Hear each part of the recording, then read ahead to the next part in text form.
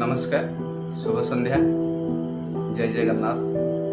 समस्त ओडिशावासी को मो तरफ हार्दिक रज अभिनंदन। जो मैंने मो प्रथम थर आज मो सोशल मीडिया को आसी जो मैंने देखुं टिके शुणु मो कथा मु कौन कहवाक चाहूँगी जे किछि दिन हम मु सोशल मीडिया रे विभिन्न पोस्ट माध्यम आपको मनोरंजन कराउछि जहाँ आप भल पाइबा मो पाखे आसी पहुँचुची। मुझे कहबी जो भाई माने बंधु माने एवं माँ भौणी माने जो माने देखुंत निश्चित भाव में मुझे आशा करुच्ची जे मो भिडियो से पाखे पहुँचुवे और मनोरंजन करुवे। मु गोटे कथा कहबी ये जीवन हूँ खूब संक्षिप्त समय आमे हसवा अन्य को हसैवा ये गोटे कथा। कारण आम समस्ते जन जन जीवी निश्चित भाव में प्रत्येक लोक निज निज काम समस्त व्यस्तता जीवन भितर तथापि किसी क्षण मो मन को आम निश्चित भाव में टिके आनंदमय करवा से मोर गोटे छोट प्रयास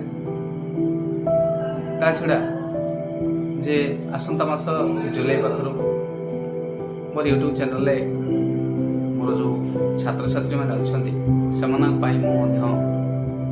रेगुलर जो विशेषकर अष्टम नवम दशम ये पाई किसी रेगुलर क्लास नहीं आसबी। उद्देश्य जे समस्ते जो दुर्गम अंचल अच्छा छात्र छात्री मैंने शिक्षार सुविधा पाऊना आर्थिक अनाटन भितर अच्छा से मोर जहाँ अर्जित ज्ञान क्षेत्र से जानतु शुणु शिखु एवं आगू बढ़ु एवं से मोर गोटे चैनल अच्छी जे केपी लाइफस्टाइल ये यूट्यूब चैनल आपण मैंने सर्च करेंगे मध्य रेगुलर पाठ अपलोड करी पिला देखिए एवं लाइव क्लास आसबी। ता छड़ा जो मनोरंजन कार्यक्रम फेसबुक रे मोर रील्स हो कि स्टोरी हो तार माध्यम आप मनोरंजन करोछि। मो जो दिन दिन कार्य शेष कर सारा जी समय पाए स्कूल जीवन तथा मोर व्यक्तिगत जीवन ये सब कार्य सर सारा जी फाँका समय पाए मो परिवार सहयोग आपण मैंने किसी भिडियो तैयारी करे मैं आशा कर निश्चित भाव में मनोरंजन आसुवा मनोरंजन करुव